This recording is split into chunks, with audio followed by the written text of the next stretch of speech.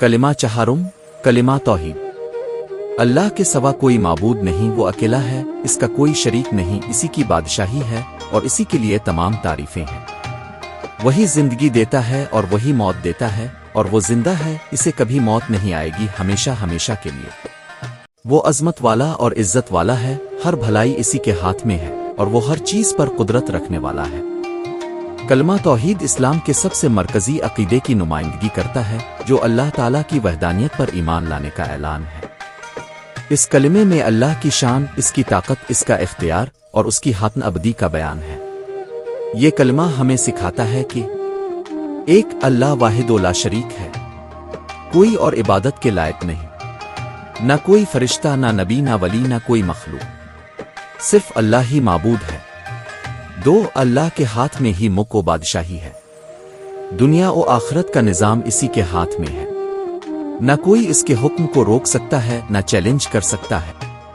تین، اللہ ہی زندگی دیتا اور موت دیتا ہے، یہ زندگی محض ایک امانت ہے، نہ کوئی خود زندگی لا سکتا ہے، نہ موت ٹال سکتا ہے۔ چار، اللہ زندہ ہے اور اسے موت نہیں آئے گی، تمام مخلوقات فنا ہو جائیں گی لیکن اللہ ہمیشہ باقی رہے گا۔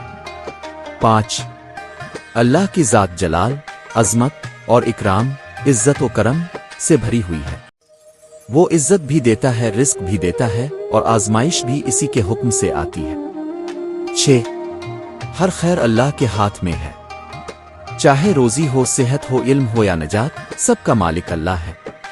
سات، وہ ہر چیز پر قادر ہے، اس کائنات میں جو کچھ ہوتا ہے وہ اللہ کے حکم سے ہوتا ہے، انسان، جن، سیارے، نظام، کائنات سب اس کے تابع ہیں۔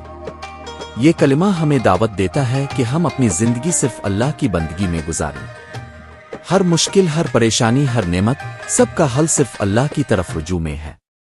اگر ہم اس کلمے کے مفہوم کو دل سے سمجھ لیں اور عمل میں لے آئیں تو ہماری زندگی میں توحید کا نور چمک الفاٹ ہے گا، اور ہم دنیا و آخرت کی کامیابی حاصل کر سکیں گے۔